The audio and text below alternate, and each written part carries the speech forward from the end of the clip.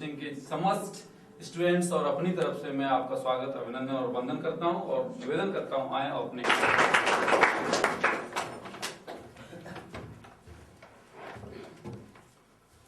संचालक आदर्श क्लासेस श्री धीरेन्द्र सिंह तोमर, सभी शिक्षकगण एवं विद्यार्थी, मैं अक्सर कहता हूं कि आशा हो तो और संवेदनशील इंसानों के समक्ष बोलने को मिले तो संपूर्ण आनंद।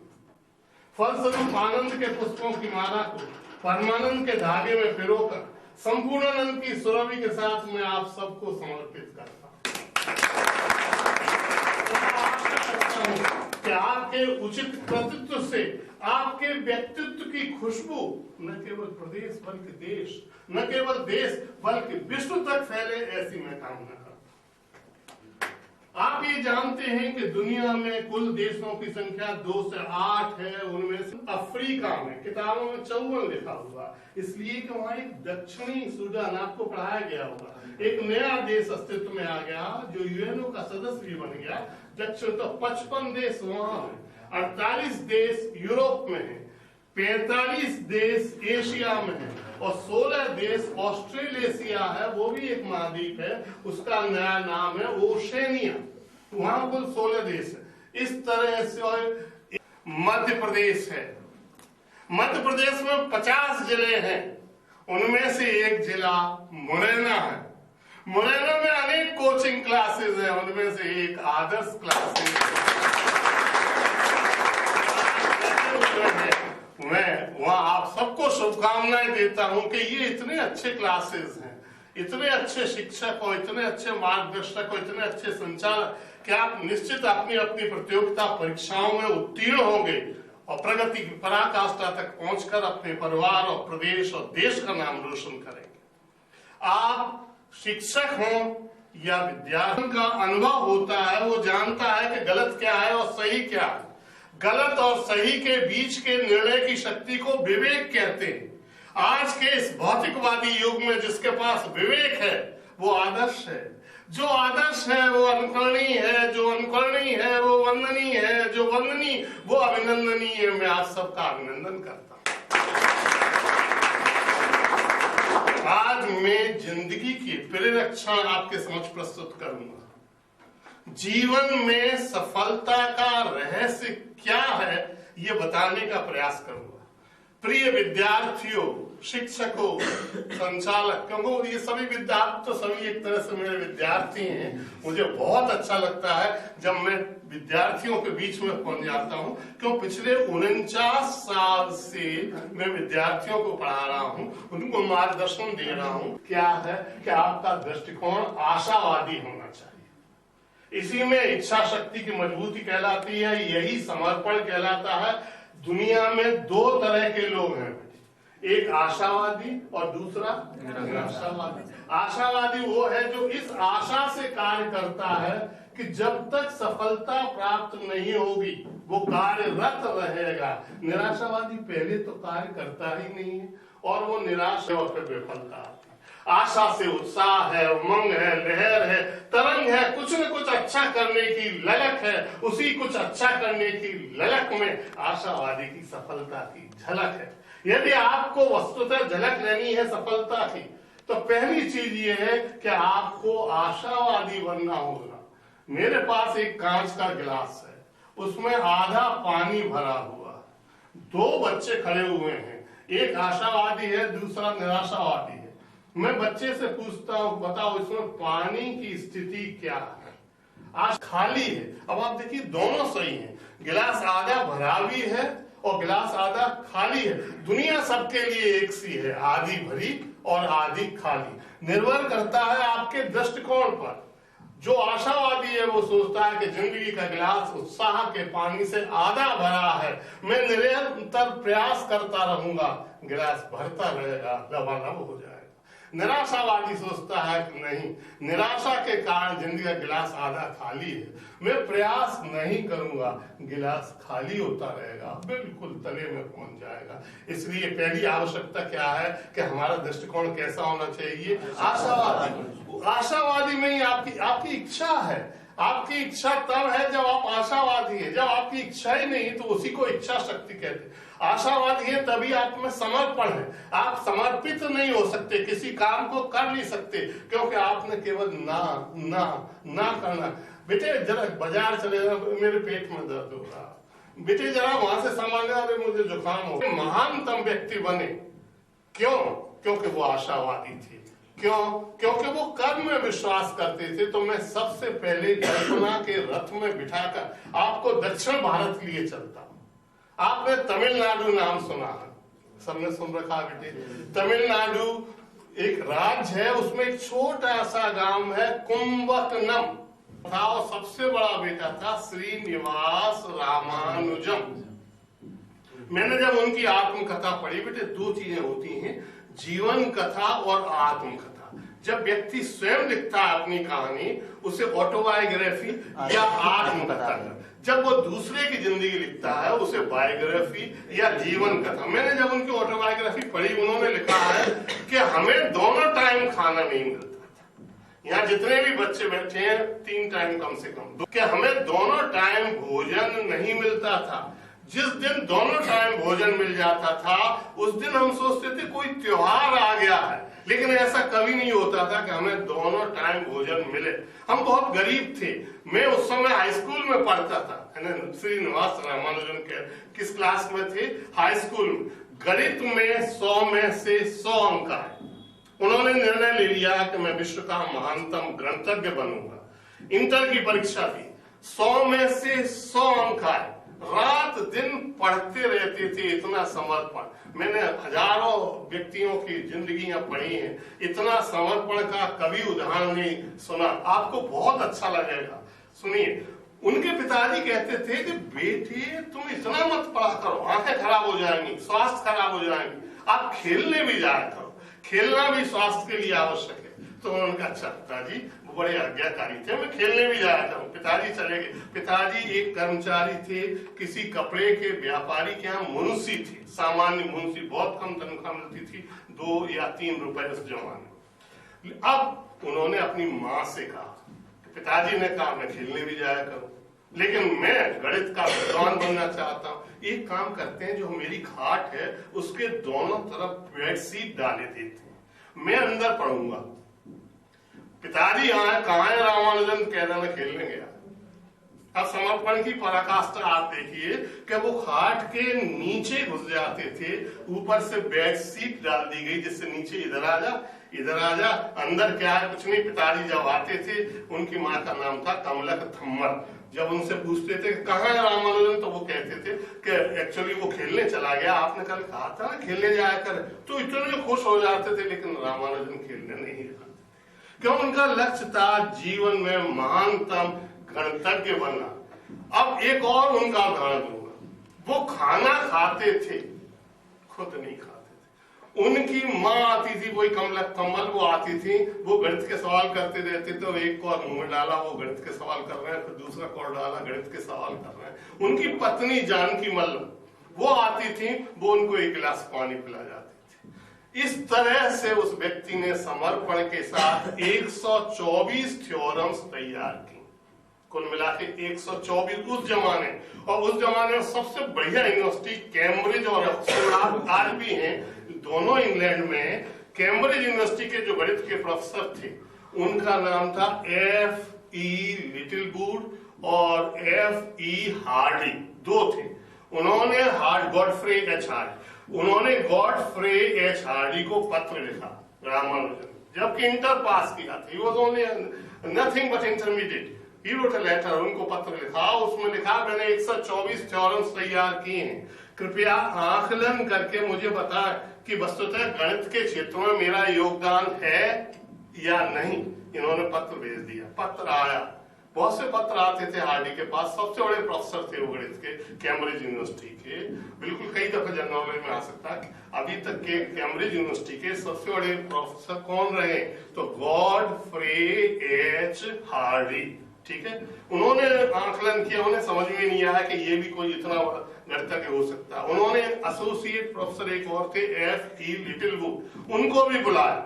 दोनों ने मिलकर रात के 12 बजा लिए, तब समझ में आया कि हमको गणित कुछ नहीं आता। उन दोनों की समझ, जो कुछ गणित है वो इस बच्चे ने जिसने भेजा है, जो 12th में पढ़ता रामानुजन नाम है, तो उनको वो कैम्ब्रिज यूनिवर्सिटी द्वारा उनको स्कॉलरशिप 75 पाउंड की उस जमाने में थी। आप डॉलर मुद्रा जानते हैं, अंतरराष्ट्रीय मुद्रा आजकल क्या है बेटे? Dollar.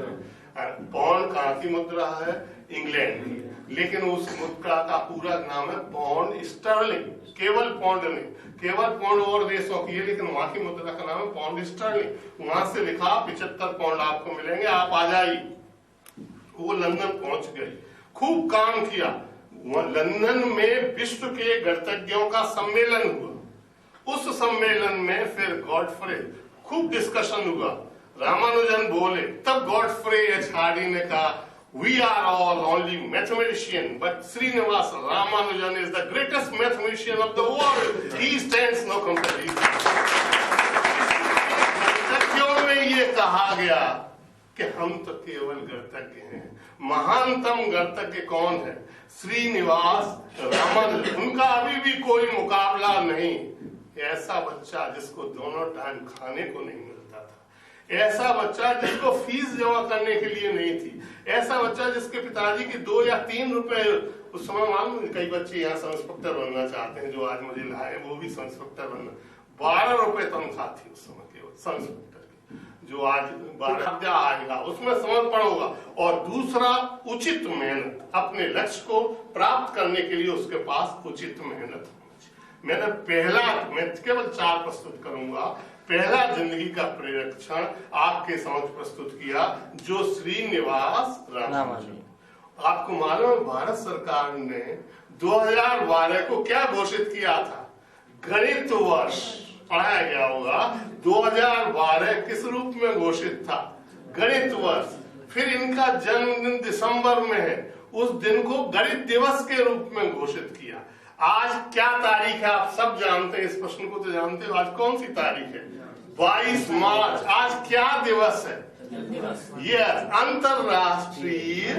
Very good, you all are very intelligent students, I am very happy to learn it. आपने बताया आज अंतरराष्ट्रीय जल दिवस, कितनी अच्छी बात है। अब बेटे इसी में एक मैं आपको पूछना चाहता हूँ, 19 मार्च निकल गई है अभी, पहले कुछ दिन पहले निकली। 19 मार्च को क्या दिवस था? आप खुश होकर बताइए। वर्ल्ड हैप्पीनेस डे, दुनिया खुश रहे। कौन सा दिवस था? World happiness day. दुनिया खुश रहे, और खुश रहना ही जिंदगी का लक्ष्य है। अब मैं आपको पोलैंड की राजधानी वार्सा लिए चलता हूँ। यूरोप में 48 देश है, मैंने अभी आपको बताया, उसमें एक देश है पोलैंड। पोलैंड की राजधानी क्या है? वार्सा। वहां एक अत्यंत गरीब शिक्षक रहते थे, स्कलोदोवस्की। उनकी 2 बेटियां थी, ब्रोनिया और मान्या। ब्रोनिया बहुत होशियार थी, एमबीबीएस हो गई। मान्या उससे भी ज्यादा होशियार थी, लेकिन उसका लक्ष्य एमबीबीएस या इंजीनियर बनना नहीं था। उसका लक्ष्य था कि मैं विश्व की महानतम भौतिक शास्त्री बनूं।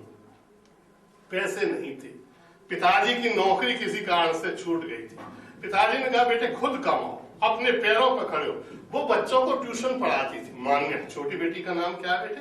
मान्या। बच्चों को ट्यूशन पढ़ाओ और उससे आपको जो धन प्राप्त हो खुद पढ़ो, लेकिन हम आपकी हेल्प नहीं कर सकते। तो कोई बात नहीं, आपका आशीर्वाद काफी है। आपने मुझे शुभकामनाएं दी हैं, ये सलाह दी है कि मैं तो यूनिवर्सिटी है बोल्बो यूनिवर्सिटी, उसी का नाम बदल के अब सौरबो विश्वविद्यालय कर दिया गया। सौरबो विश्वविद्यालय फिजिक्स का भी है। उन्हें नोबेल प्राइज मिला, उनके हस्बैंड को भी नोबेल प्राइज मिला, फिर इनको केमिस्ट्री में नोबेल प्राइज मिला, फिर उनकी बेटी को, उसका नाम था आयरन, उसे भी केमिस्ट्री में नोबेल प्राइज मिला। इस तरह से एक ही परिवार के 4 लोग, मिस्टर क्यूरी, मैडम क्यूरी, आपने मैडम क्यूरी का नाम सुन रखा होगा, रेडियम की इन्होंने खोज की।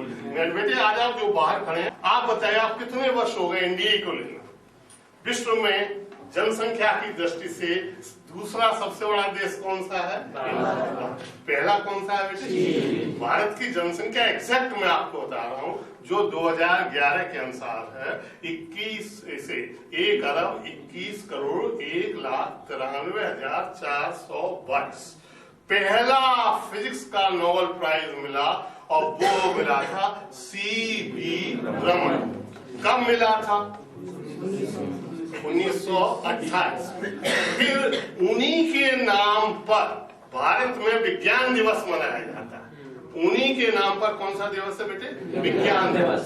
अब आप ये देखिए कि उनको 4 मिले। जब पत्रकारों ने घेर लिया, उनसे पूछा कि आपकी इतनी जो ऊंचाइयां हैं, कोई ये बाहर और हो तो अंदर आ जाए बेटे, बैठ जा, कोई देख लेना कोई। यदि आपका पथ से विपथन हो गया है, अब आप पथ से भटक गए हैं, तो कभी भी लक्ष्य को प्राप्त नहीं कर सकते। इसलिए ये अत्यंत आवश्यक है कि आपका दृष्टिकोण भी आशावादी होना चाहिए, साथ में आपको अनुशासित भी होना चाहिए। जिंदगी आपकी कैसी हो? अनुशासित हो, और वो इतनी ऊंची हुई। अब मैं तीसरा, बस केवल 4 प्रस्तुत करूंगा, क्यों मुझे समय की सीमा में बांध दिया है।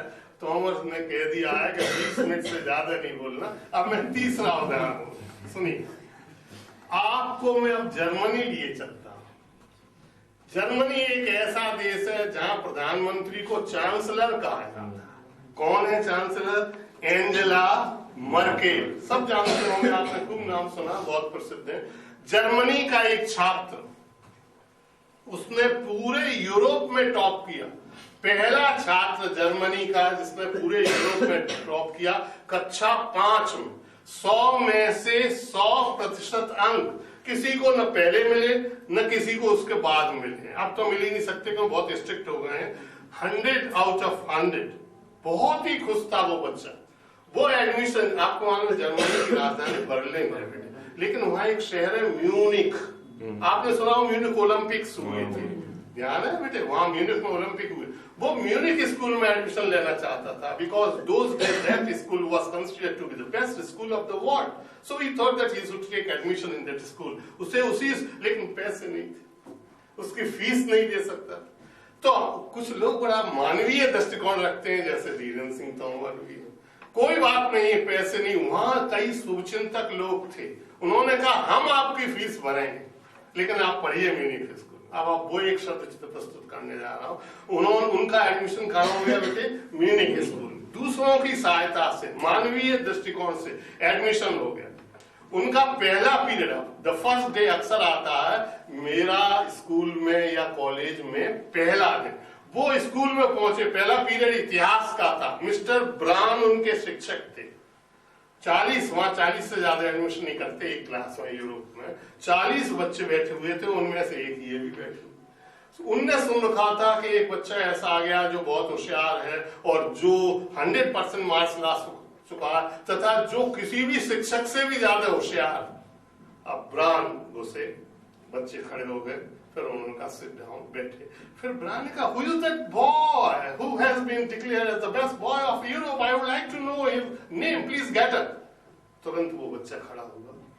ठीक है, आप यूरोप के सर्वश्रेष्ठ बच्चे हैं क्योंकि आपने 100% अंक प्राप्त किए। मैं एक प्रश्न पूछ रहा हूं, बच्चों से प्रश्न नहीं पूछना चाहिए। जहां प्रश्न पूछने की बात आती है तो घबरा जाते हैं, वो नीचे को देखने लगते हैं इधर, लेकिन कभी नहीं बेटे घबरा। यदि आपने नीचे को देखा तो आपसे ही प्रश्न पूछा जाए, इसलिए नीचे देखो। आप तो हमेशा ऊपर को देखो, आप भारत के नागरिक हैं, नीचे देखने की जरूरत ही नहीं।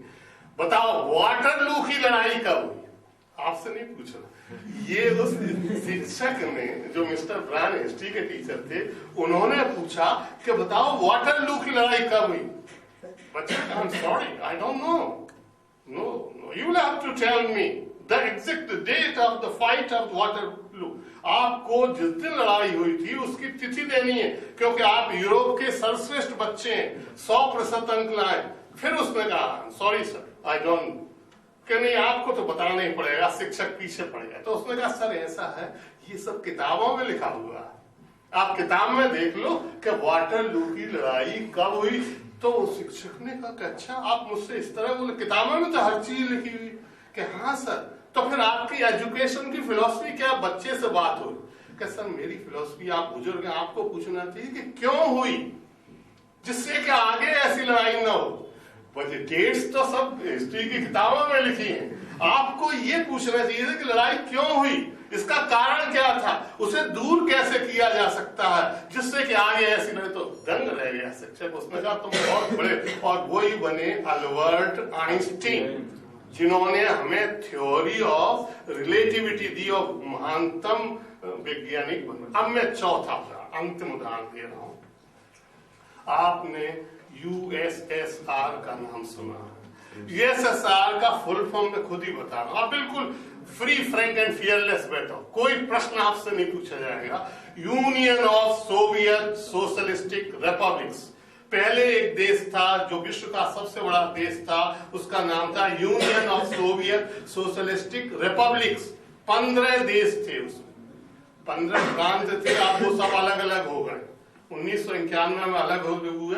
अभी भी सबसे बड़ा थे रूस में, तो उन्होंने अनुमति दे दी वो रूस में आकर एक टेक्सटाइल मिल में भर्ती हो गया क्लियर, और वहां से धन कमाने लगी। तथा इंटर में वहां सीनियर कैम्ब्रिज बोलते हैं, जूनियर कैम्ब्रिज और सीनियर, उसमें जिसके पास फीस नहीं थी, जो टेक्सटाइल मिल में एक नौकरी करती थी, उसके बावजूद इतने मन से, तन से, उमंग से, लहर से, तरंग से पढ़ाई की कि वो अंतरिक्ष में जाने वाली पहली महिला बन गई। और जब लौट के आई तो उसने सोच लिया मैं युवाओं को प्रेरित करूंगी, और विश्व के प्रमुख देशों, वो दिल्ली भी आई थी।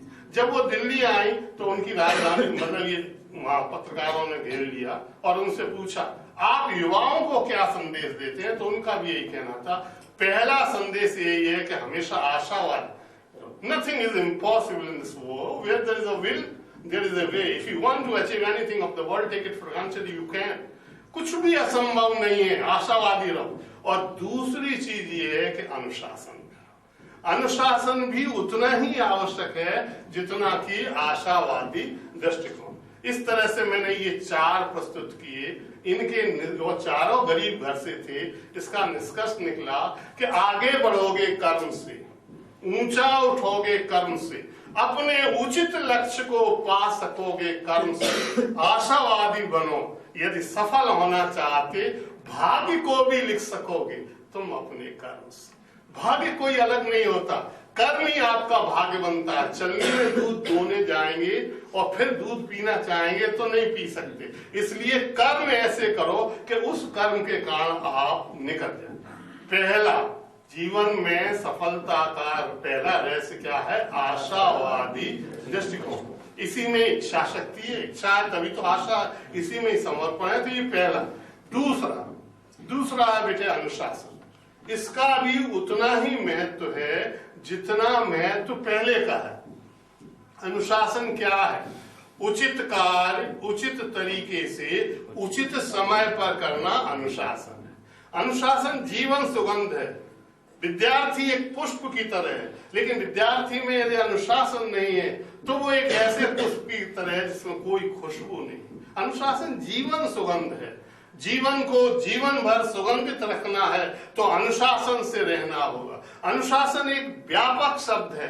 अनुशासन कर्तव्य है, कर्तव्य धर्म है, धर्म एहसास है, एहसास मानवता, और मानवता मानव का सर्वश्रेष्ठ गुण।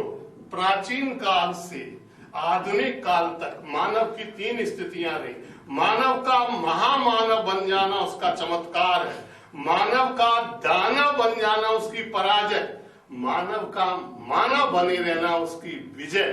बुराई पर अच्छाई की विजय, काम चोरी पर कर्तव्य की विजय। और विद्यार्थी का कर्तव्य है अध्ययन करना। यदि आप अध्ययनरत हैं, जितना अधिक से अधिक पढ़ सकते हैं तो पढ़ के ही बढ़ सकते हैं और अपने लक्ष्य को पा सकते हैं। तो पहला था बेटे आशावादी दृष्टिकोण, दूसरा था अनुशासन, केवल 4 हैं। तीसरा है समय का महत्व। जो समय को महत्व देता है, समय उसे महत्व देता है। जो समय को महत्व नहीं देता, समय उसे महत्व नहीं देता। बीता हुआ समय कभी वापस नहीं आता। इसलिए मैं कहता हूं आज करें हम काम हमारे, कल किसने है देखा। आज करें हम काम हमारे, कल किसने है देखा। कल कल की इस कल कल में कहीं बदल न जाए जीवन रेखा। कल जो आज है कल वो कल नहीं, कल तो आज हो जाएगा। कल के लिए जो विकल्प हुआ तो वो कल आज में खो जाएगा। करना है तो अभी आज कर, नहीं तो कर नहीं पाएगा। आज के काम को कल पर छोड़ा तो तू ही पछताएगा। देखा किसने कल के कल को, कल तो आ नहीं पाएगा। कल का कल तो कल कल करता, कल कल में डर जाएगा। सीखना है तो सीखो कल से, जो कल निकल चुका है। जाते जाते कहता जाता, कल का कल अब गुजर चुका है। पर क्या तुम अब कर पाए हो जो भी सोच रहे थे करना? यूं ही समय गुजरता जाता, केवल कहते कल कल करना। सोचना कल का अब तो छोड़ो, अभी आज से नाता जोड़ो। मन में तुम विश्वास जगाकर झूठे प्रलोभन सारे तोड़ो। सीखो काम समय पर करना, वर्तमान में जीवन जीना। जो भी करना आज करो तुम, छोड़ो अब तो कल कल करना। क्योंकि देखा किसने कल के कल को, कल तो आ नहीं पाएगा। कल का कल तो कल कल करता, कल कल में ढल जाए। और अंत में मुश्किलों में मुस्कुराइए, मेहनत से कदम बढ़ाइए और मंजिल को नजदीक पाने के लिए कहते जाइए, अभी तो बहुत काम करने हैं मुझको, अभी तो बहुत लक्ष्य पाने हैं मुझको, अभी तो शुरुआत है जिंदगी की, अभी तो बहुत नाम करने हैं मुझको। न चुपचाप यूं ही मैं बैठा रहूंगा, न आलस न डर है न आराम लूंगा। मुश्किलें आएंगी चली जाएंगी, जाते जाते मुश्किल काम हो जाएगा। मुश्किलों से भी मुश्किल काम हो जाएगा। मुश्किलें साथ हैं, डर किस बात का, मुश्किलें दोस्त हैं, गम किस बात का। मुश्किलों से भी मुश्किल क्या मुश्किल होगी, मुश्किलों में तो तय मेरी मंजिल होगी। मंजिल तो मिली मुश्किलों से सही, दोस्त परखे मैंने मुश्किलों में सभी। दोस्त सुख के हैं दुख में न मिलता कोई, मुश्किलों में मुश्किलों से साथ देता कोई। मुश्किलें साथ हैं पास मेहनत मेरी, लक्ष्य पाने में मुझको न लगती देरी। मुश्किलें मुश्किलों से ये कह जाएंगी, मुश्किलें तो मेहनत से मात खा जाएंगी। इसलिए कहा है मेहनत करनी है मुझको, सुबह हो या शाम एक ही हसरत है मुझको। लक्ष्य से भी आगे, बहुत आगे बढ़ना है मुझको, मुश्किलों में ना आना करना है मुझको। मैं हृदय से कृतज्ञ हूँ संचालक श्री तोमर के प्रति कि जिन्होंने मुझे आमंत्रित किया। मुझे अच्छा लगा कि यहाँ बहुत अच्छे शिक्षक भी हैं जो निश्चित रूप से सब मिलकर इतना अच्छा ज्ञान आपको दे रहे हैं कि सभी विद्यार्थी सफल हों, अपनी अपनी परीक्षाओं में जो कॉम्पिटिटिव एग्जामिनेशन उसमें उत्तीर्ण होंगे।